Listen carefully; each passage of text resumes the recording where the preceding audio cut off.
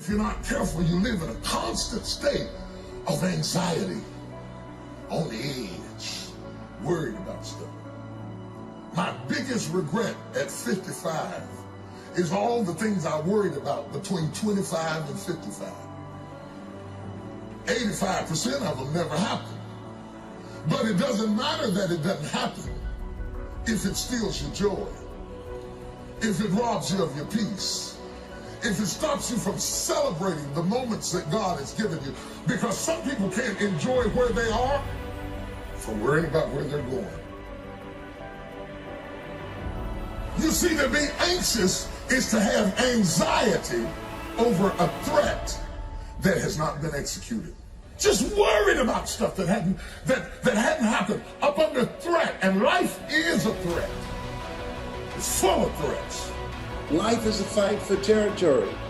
And once you start fighting for what you don't want will automatically take over. We have 1,000 reasons every day to have anxiety. The psychologist says that anxiety is like a pilot flying a plane, looking at all of the various gauges before him and not understanding that the gauges are incorrect. It makes you think that you're flying lower than you are, that you're closer to destruction than you are, and you're reacting to the gauges as if you were about to crash, never realizing that anxiety breaks your gauges and you cannot trust your own senses. You can't trust your gauges, but you will get there. You may go through some stuff, but you will get there. You may be betrayed, but you will get there. You may even be delayed, but you will get there. Jakes said most people in a fearful situation, they forget everything and run. But there are a small number, the road to life is straight and narrow, few there be that find it, who face everything and rise. He said if the dream is big enough, the odds don't matter. And so when you say dream big, that's major. One, there's power in pursuit, because as Jim Rohn said, it's not the accomplishment of the goal that matters. It's what you become in pursuit of the dream in the process. Because when you have a big dream, it will introduce you to a part of yourself that you don't know right now, that you will never discover in your comfort zone. Because in order to achieve that dream, you've got to die to who you are now. I must die daily. You must die to who you are now to give birth to who you are to become. I believe that all of us have stories of greatness. Everything starts out good. And as long as it stays good, you don't know what you got. You don't know what you can do. You don't know what you can stand. You can't rely on a fair weather relationship. You don't even know who you married to until all hell breaks loose. When the lightning is flashing and the thunder is raging and we're downsizing and we got to move into what looks like a closet, you don't know what you got till the storm breaks loose. It is the storm that defines character. It is how we react to the crisis that proves the depths of our relationship. If you just keep up your defense, you may rock a little bit. You may shake a little bit. You may have to buckle up. But you will get through this.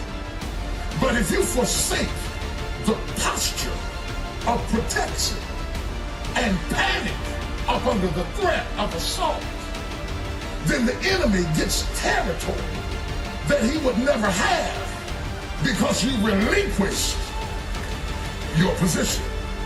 Discipline requires that you hold your position even when you're under fire.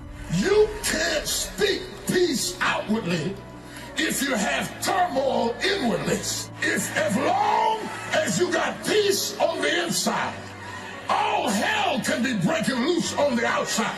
And you can speak out what you hold in. The worst storm in the world is not the one on the outside, but when it gets on the inside, you cannot speak what you do not have. A ship never goes down because the water is around it. It doesn't matter how much water is around it. It was designed to sail on top of the water. And as long as the storm is on the outside, the ship can sail through anything. Never say, I don't know what it is that I got. What's most important, commit thy works unto the Lord, and thy thoughts shall be established. Commit yourself to do that which is in your heart. You were not going to work for a living, but to live your making. And living your making will make your living. We get paid to work on a job. That's what we get paid for. But your calling is something you're made for. What is it that you would do free? Something that you love it so much, you do it for free, and you do it so well that people will pay you to do it. That's your dream. That's your superpower. And do that, because if it's something that resonates with you, it's something that's in your heart. Where your heart is, there your treasure is also.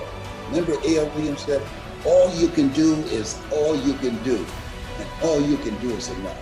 But make sure you do all you can do. We always go all in on something that we love. What's in your heart?